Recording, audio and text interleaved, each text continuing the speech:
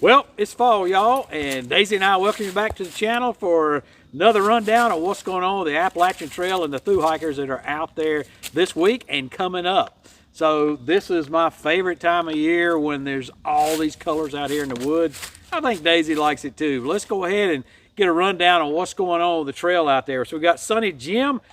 He is still out there on trail working on finishing up his flip-flop, and he says right now the temperatures during the day have been in the mid-50s to lower 60s. That is absolutely awesome hiking weather there. He said the nights are getting down into the 30s now, but hiking weather is good. He sends in this update with some new friends. Hey there, Ramdino, it's Sunny Jim. We got single speed and Papa Bean.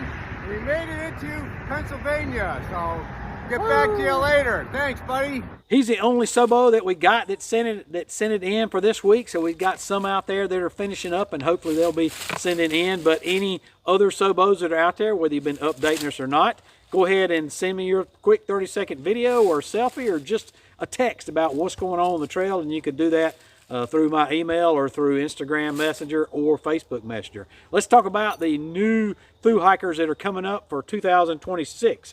So we got my support list out there, and right now folks that have joined that support list, we've got Nightlight, Teal, Bill Papernick, Upstate, and Upstate was at the Woods Hole weekend, and he came up there and got some great information, great experience out of that, and so we look forward to him doing his thru hike. And then we've also got Warlock. So that support list, you can go to the links down below if you're one of the community that's just wanting to follow along. There's where you can find all the links. And if you want to add yourself to that link, the form to do so, that link is down below. Do that as well. So this week we've got some hikers that have sent in their intro videos. Looking forward to other hikers sending in their quick 30-second video on their intro. And I have sent you out an email to that effect. But right now we've got Jim, and he leaves from Amicalola Falls State Park. So we know he's leaving for there because he's doing the approach trail. He's leaving on March 10th, and he sends in his intro video. Hey Ramdino, Big Jim here. Don't have a trail name yet, and I'm not for sure when it is appropriate to make announcement videos, but I wanted to come on here and say I enjoy watching every week the channel here on YouTube, and I will be announcing right now my intentions for a 2026 Appalachian Trail thru hike. I step out at Amicalola Falls in March of 2026 on March 10th. Today we're just out doing some trails and everything. Got my element. Thank you for letting us use your code for element. Great stuff. Appreciate it. And right now we're in the heart of one of America's newest national parks, the New River Gorge, and my own backyard right here. So I just wanted to come on here and say thank you for all that you do, and I guess we'll see each other in March. Thanks, Jim. Love that background. If y'all are normal viewers here or weekly viewers, you'll know that Mac and I were just up there at Bridge Days and enjoying the bridge over that's the tallest bridge in West Virginia, tallest bridge, I believe, east of the Mississippi. That is, it's like 900 feet above the water there over the New River Gorge. So that was awesome to be up there with Mac and enjoying Bridge Day and watching people fling themselves off a perfectly good bridge. And then we've got Teal. She leaves March 1st. She sends in an intro video. Hi, my name is Heather, aka Teal. That's my trail name. And this is Moose, aka Moose. We will be starting our Appalachian Trail thru hike on the beginning of March 1st, 2026.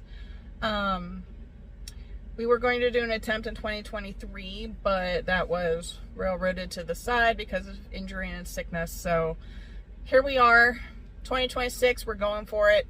And I'll be bringing Moose with me, so it's going to be an adventure, you know. And I hope to keep you updated while I'm out there on the trail. Great to see you. Bye.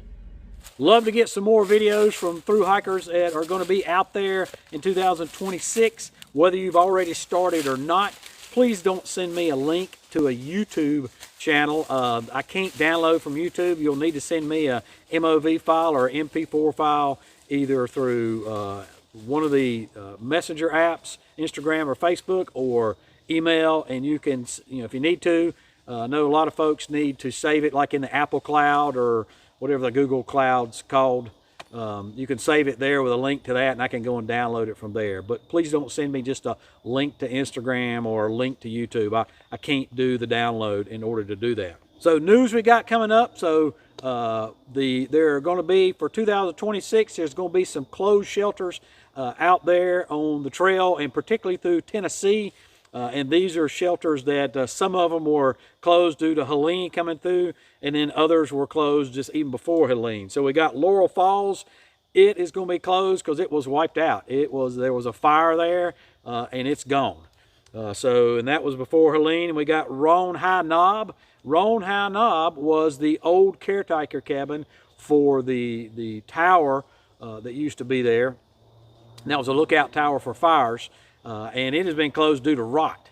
So it's been there a long time, and those logs have rotted, particularly the last few logs up from the ground, just due to rainwater splashing on them and being in constant contact with the ground and everything. So that's having to be rebuilt, and at this point they don't know if they're going to rebuild it or rather if they're going to just replace those logs or completely rebuild the whole thing, or what they're going to do. So stay tuned for that. But all of these are going to be closed through the 2026 season. We've also got Cherry Gap. So Cherry Gap is closed. That was due to Helene. It got wiped out by trees falling through it, and there was actually some hikers that sent me a picture of their bag from inside it as Helene came through, and they were in it and rode out the storm even as it collapsed the shelter that they were in it. So Cherry Gap's closed due to Helene, and then Moreland Gap is not closed, but it was damaged due to Helene coming through. But right now, mainly it was a roof damage, and it kind of sheared the front of it off, and they've got it patched up with a tarp, and it is currently holding with no leaks. And then speaking of closed stuff, so we do have the trail is closed and a reroute put in place there around Iron Mountain Gap. We've talked about that several times. It is going to be closed through the 2026 season, even though it is now cleared. You can hike through it, although I'm not telling you to do that because it is technically closed, and there's a recognized by the ATC detour around that. It's a detour that's kind of a pain in the rear end because there's a lot of steps going up, or depending on which direction you're coming down, but a lot. And right now, the ATC is not in charge of closing a shelter. That would be the National Forest Service, which is in Cherokee. The Cherokee National Forest Service is where that shelter is located. And I went to the Cherokee National Forest Service site, and I could not find anywhere on there where it's closed. Now, the ATC says it's closed based upon the National Forest Service. And I have that on, as well as other sources have told me that as well, but I couldn't find it on the Cherokee Forest Service. So if anybody out there has that link, send that link to me just so I can provide that backup information. I always like to vet out as much information as I can, but it is closed. One of the reasons it's closed is because the alternative is if you go through there may be some logging operations going on. Right now, they're not currently going on, but there may be some going on in the near future, sometime after the first of the year, sometime through March is what my understanding is. Rooted, who's a lasher out there, she checked in and told me that she just went through that section there from Beauty Spot to Iron Mountain, and she said that there's nothing dangerous, nothing sketchy, everything's cleared, root balls are filled in. She felt completely safe. And she did say there weren't many blazes. Of course, that's because most of the blazes were on trees that got knocked over. But she said the trail was perfectly cleared and more navigable than a lot of other parts of the AT. She goes, if two old ladies, and they're 59 and 61, so that's my age. I don't consider myself old. But she says that if they can do it, then other folks can do it out there. She did say that some hikers were talked to by some AT workers out there that said violators will be ticketed, and I'm sure that was said to them just as a matter of not necessarily getting on them about anything, but just letting them know that's a possibility. And that is a possibility. I have seen that in other places, but I don't know of anybody that's been ticketed through there by the National Forest Service. So if you know of anybody, please leave a link or please leave a comment down below. Would be interested to hear if anybody has done that. Root also had heard that people were getting lost on the reroute and that there was some aggressive barking dogs. And so that was another reason why she talked to some other SOBO and they had chosen just to hike on through the trail. And then a viewer, Beak, who's out there on the lash as well, he also indicated that he went a different route through there rather than take that the route that's, you know, kind of a pain with all the ups and downs and the steps, and he called them PUDs, pointless ups and downs. And he indicated that he did not go through the ATC bypass, but he did have to do a road walk on the paved road there, which he would not recommend personally because he's just a busy 2-lane road, and he said 8 cars just flew by him in the 12 minutes that it took him to walk it. But he did say he didn't care about the other way, and if he had to do it again, he would probably take that road walk. Not recommending any of that. There is a official detour in there, and so that may be the safer route to go. I'll leave that up to you. Speaking of Helene comebacks, trail being cleared and everything, Tabasco's a viewer. He's from Kentucky. He went down to Hot Springs to support the folks down there, all the businesses that are coming back down there, and he went to the Spring Creek Tavern, and he indicated that they are open for business. Spring Creek was one that was very much damaged when Helene came through there, and a whole flood came through the town and wiped them out, and just, you know, it took out the deck that overlooked the river, and they have rebuilt that back now, and so that deck is back. And then it also took out a portion of a wall there that was, you know, one of their major walls, and that is built back, so they are open. He also indicated Vinyl Pies was hopping, so that was a business that I went to when I went and went through Hot Springs and did a story on them or episode on them to support them while they were in recovery efforts. And so Vinyl Pies was open. He also did indicate at Spring Creek that he thought that they were going to be having their rooms open for through hiker season in 2026. So last year they were closed because of the renovations and the repairs they were doing, but he indicated that they should be open for through hiker season. One of the most interesting things that I found this week in my research, and that is that it seems the ATC is wanting to discourage SOBO hikers. So I found that hard to believe as I was trying to navigate through their new website, which is a pain in the rear end, by the way.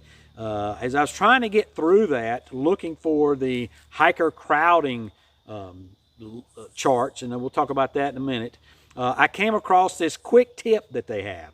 And their quick tip basically says, if, you know, where do you want to start? We recommend you don't start in Maine or New Hampshire. And the reason being is because New Hampshire and Maine are the hardest on the trail. So they're trying to micromanage you and say, that's too hard for you to do right out of the gate. You need to build up to it by starting at Springer.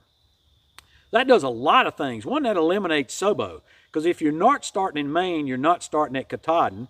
And that means that now you're either doing a no-bow or a flip-flop.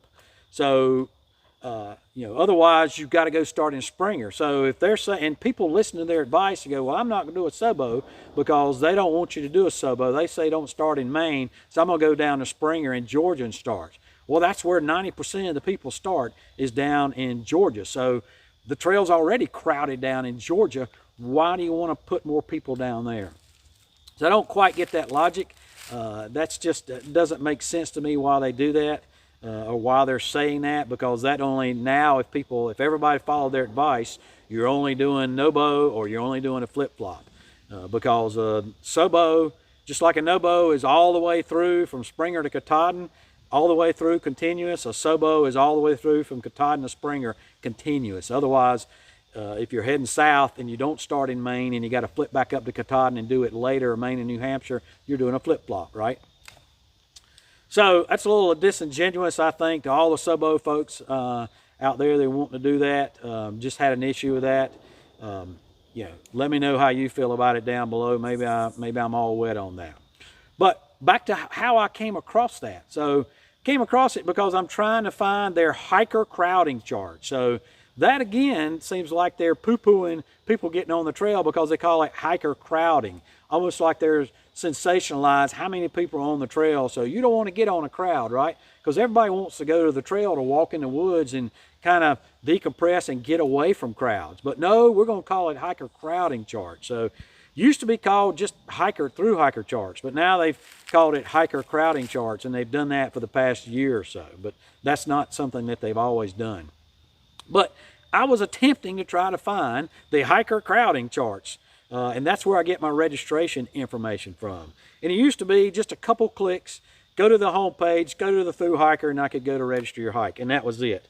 Well, that ain't the way it is anymore. Now they've got it buried so deep in clicks and scrolls that it's really hard to find, almost like they're trying to make it difficult for people to get out there and register their hike. So it looks like they would have just a quick link right on their home page. Register your hike, click, and you're done with it, right?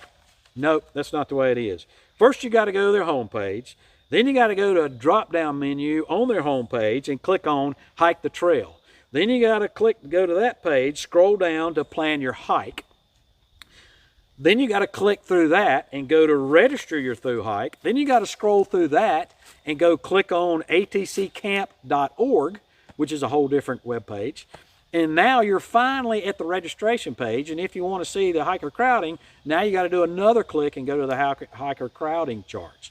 So all that to me just says, we don't want you to find out how to register, which is incredible because they have always pushed registration to find out, to generate the hiker crowding, right? So just diametrically opposed there. Maybe that's just some webmaster out there making a mess out of it, and they're going to get that straightened out.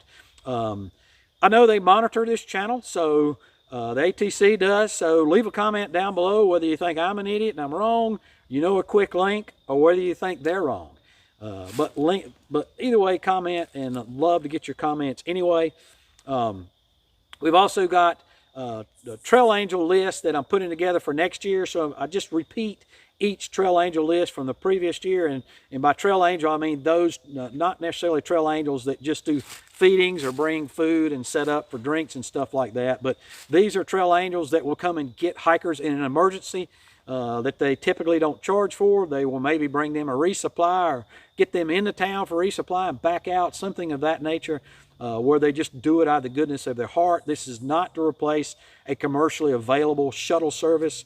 Those folks, they serve a great purpose on the trail, and they need to be asked for, solicited first. But if you can't find somebody, you've got to have somebody in emergency. These are Trail Angels up and down the trail that will help out. If you want to be on that list, please let me know. You just need to give me your name, how hikers contact you, where you are, what area you service on the trail, and what you will do for them. Either come get them rides, bring them food, maybe both, but let me know that, and of course how they need to contact you. If you're on that list and you no longer wish to be on that list and you know who you are, let me know. I'll be glad to take you off that list. Folks, that's all I've got this week. As always, appreciate you, and we hope to see you out here.